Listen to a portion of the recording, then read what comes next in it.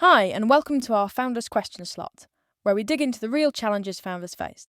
Today, I'm with Ian from Focus 15, so let's get to it. Hi, Ian. This week, I've chosen a question that keeps coming up from founders everywhere. How do you raise investment to build your product if you don't yet have traction? Okay, yeah, that's old chestnut. I've been here myself, and it can be hugely frustrating. I think it's fair to say most businesses need some investment to get off the ground, some more than others. But there's a belief amongst many investors that all businesses should be able to build some sort of traction and prove market fit for less than £100,000. I get the idea, but I think that's way too simplistic, and it's not really all that helpful. So, when is it not right? Well, let's say you're developing a new pharma drug. There is absolutely no way you can build traction unless you have the money for R&D and can pass the various approval phases, which cost generally millions. It simply can't happen. And think about AI, is there a better example? AI has been around in some shape or form for over 50 years. People think it's new, it's been around for ages. The idea of machine intelligence, it's nothing new. I'm old enough to remember Deep Blue, IBM's supercomputer beating Garry Kasparov in chess in 1997, over 25 years ago. And every few weeks, BBC's Tomorrow's World programme would feature some odd-looking robot threatening to replace people.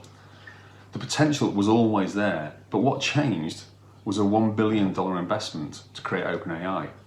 There was no traction, there was no product, there wasn't even much of a team, just a vision backed by some incredibly wealthy people who answered to nobody.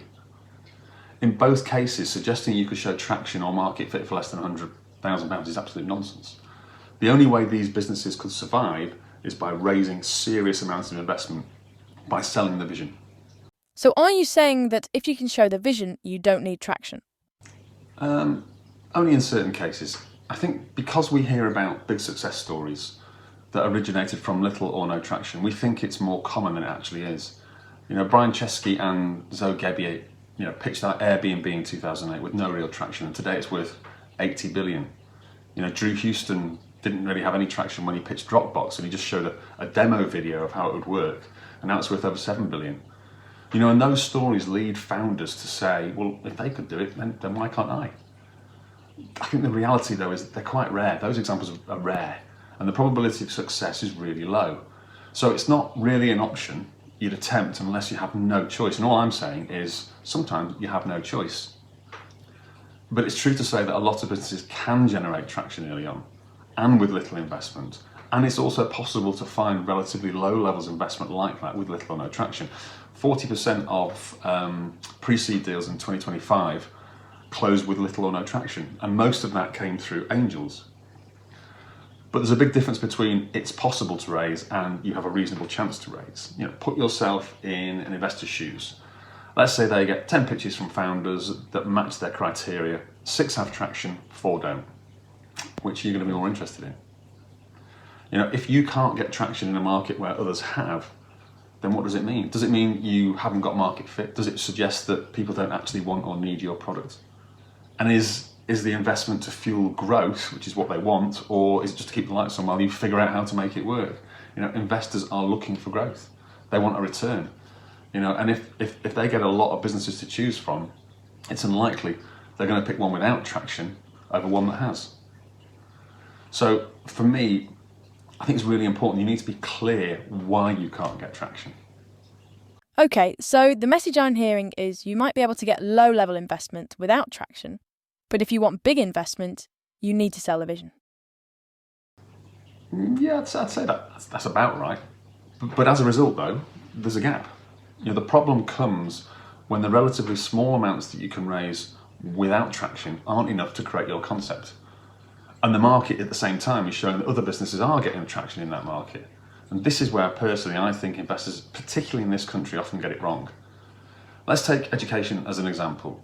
It's a hugely competitive marketplace with low barriers to entry in many areas. And on the surface, it appears you should be able to get early traction. But it's also an area that's massively inefficient, where the approach of teachers standing in front of a classroom has barely changed in a century. And from a technological point of view, education is miles behind. And that combination represents a massive opportunity, not to use tech to improve current methods, which is, in my mind, just putting a sticking plaster over an outdated approach, The real opportunity is to fundamentally change the education system by using tech to introduce personalised learning en masse. Better for students, it's better for teachers, and it's better for budgets. It's a win-win. But to do that properly takes money. It takes a lot of money. The opportunity is huge though. The market's worth trillions. But the problem is most investors can't see that real opportunity. Because the barriers to entry are low and early traction is possible, the market is naturally competitive. Many investors therefore think it's too competitive, but they are looking at education now, not education in the future, when most of these companies simply won't exist because they won't be needed. And many investors who've entered the sector previously have been bitten because they've been blinded by early traction and they've invested in the current system rather than in fundamental change. And that's why the sector's barely changed in a century. If you need traction to get investment, the only way to get early traction is to continue with the current system, the current approach, which ultimately leads to a market flooded with Me Too's and generally poor returns for investors. It's a cycle of stagnation. There's no doubt education will change, but it's very similar to the AI story that I mentioned before.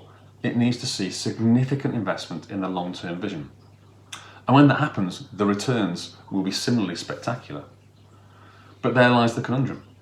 Fundamental change requires you to sell the vision.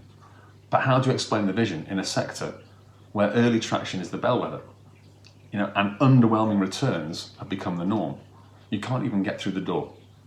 So what can you do in that situation? Well, there's no easy answer. It's tough. But I'd suggest two things, basically. Firstly, traction comes in a number of forms. It's not just about sales. So think what you can achieve without investment. Even if it's a survey of potential customers to give an indication of purchase intent, that's better than nothing. There are things you can do to potentially reduce the risk or give the investor some additional sense of market fit.